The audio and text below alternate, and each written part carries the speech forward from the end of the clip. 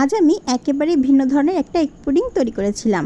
সাধারণত এগ পুডিংগুলো একটু বেশি নরম হয় বলে আমার মেয়ে একেবারেই খেতে চায় না। তাই একটু বুদ্ধি করে আজকে একটু স্পঞ্জিভাবে আমি পুডিংটা তৈরি করার চেষ্টা করেছিলাম।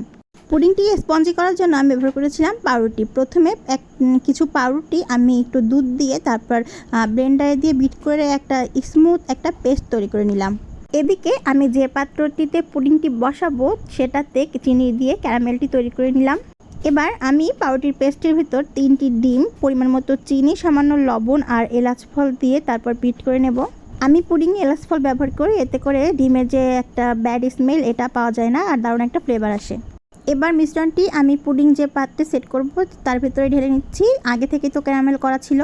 আজকের পুডিংটি আমি রাইস কুকারেই তৈরি করব, তাই রাইস কুকারের ভিতরে পর্যাপ্ত পরিমাণে পানি দিয়ে ভেতরে একটা স্ট্যান্ড বসিয়ে এর ভেতরে পাত্রটি দিয়ে ওপরে একটা নোড়া দিয়ে আমি চাপা দিয়ে তারপর সুইচ অন করে আধা ঘন্টার মতন আমি এটিকে রান্না করেছি।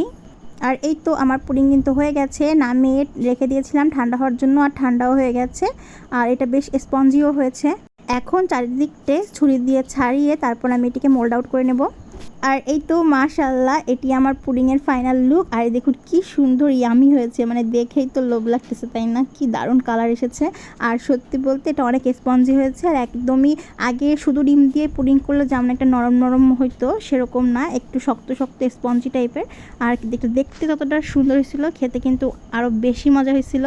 তো আমার আজকের পুডিংটি কিন্তু আরিশা অনেক বেশি পছন্দ করেছে। আর এই পুডিংটা তৈরি করতে কিন্তু আমার খুব বেশি ডিমও লাগেনি, মাত্র 3টি ডিম দিয়েই আমি এরকম বড় একটা পুডিং তৈরি করতে পেরেছিলাম।